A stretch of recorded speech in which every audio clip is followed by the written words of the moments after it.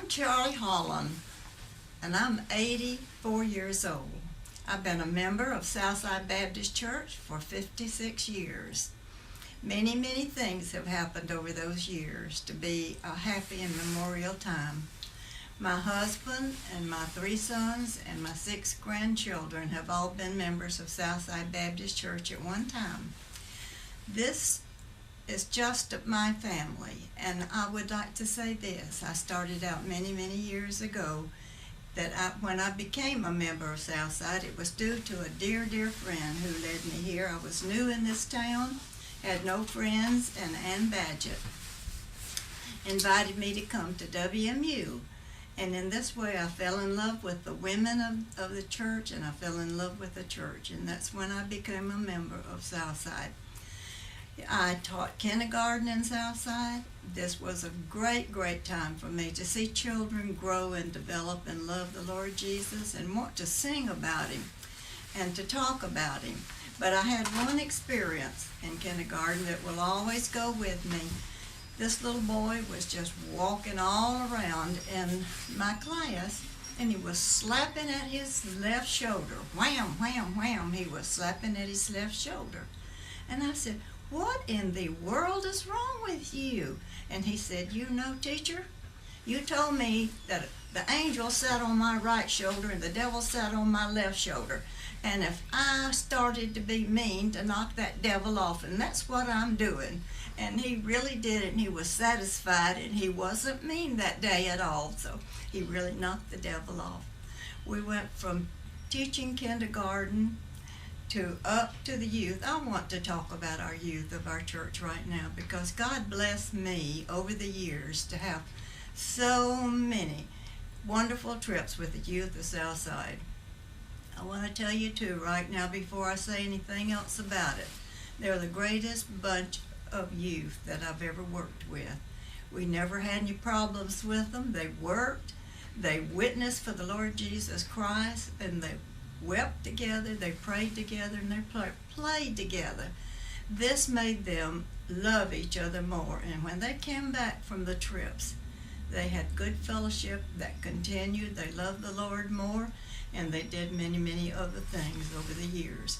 I do have a good little memory about that, though. You know, we have a youth minister, I believe, that's here today. That's Mike Casey. Mike loved the youth, as many of our youth ministers did. They loved the youth. But when we were on a trip down in Panama City Beach, Mike was one that always just really liked to pull something on the youth, and of course they loved that too. But on this day they said, "Hey, let's get something back on that guy." So this is what we did. I said, "Okay." Berlin brought me a huge, huge weather balloon. I mean a big, big weather balloon. So the kids all filled it up. The boys ran Mike Casey down, and what they did, put him on the ground, and they ran and got that balloon that was filled with water. Put it on top of him, and they poked and they punched and they did everything they could, and they couldn't break it for a while, but soon they did, and it was the greatest splash you've ever seen. This splash made even a greater bond between Mike and the youth of our church. I want to tell you, they're disciplined kids. They never gave us any trouble, and I thank you kids that have grown up right here in this church, that I can see that have grown. Thank you for what you did for me also. Besides the youth, you know, we have other things in our church that I want to tell you about. That this church is a wonderful church. It's a family. It was our family, because we had no family, no one when we came to this church. And you took us in. You loved us and you cared for us. And you did this when we were sick, when we were healthy, and even in death, that you took care of all of my family, and I do thank you for that also. This is just a wonderful, wonderful place to be, because we love the Lord Jesus Christ. We tell others, but most of all, if we live our lives for the Lord, people see Jesus in us.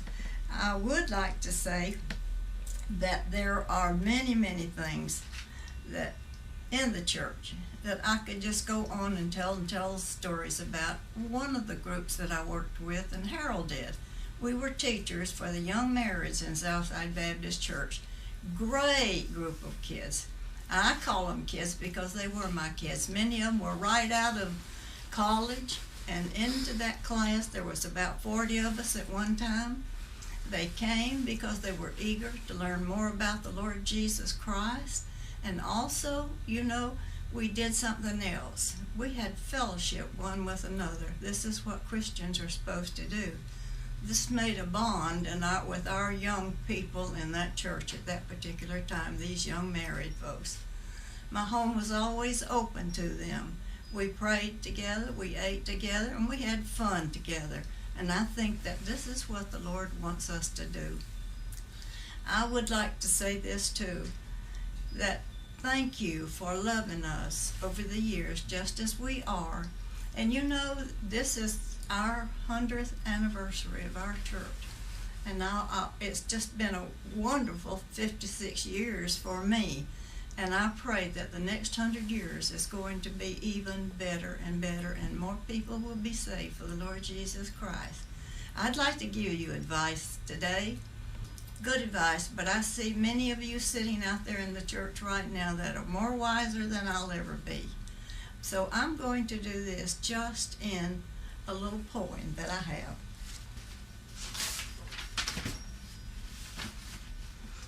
I know that many of you have already heard this poem maybe more than once, but I think you should remember it. Remember it and take it to your heart and do these things, because it says, the perfect church.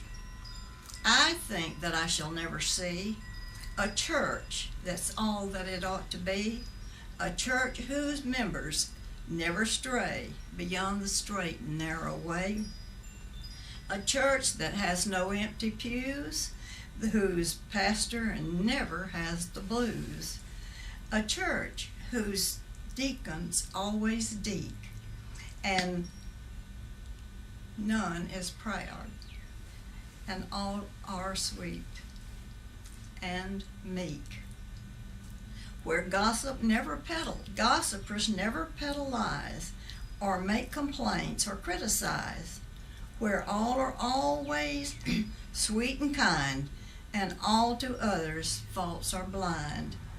But such perfect churches there may be, but none of them are known to me. But still we'll work, and we'll pray, and we'll plan to make our own the very best we can. Thank you.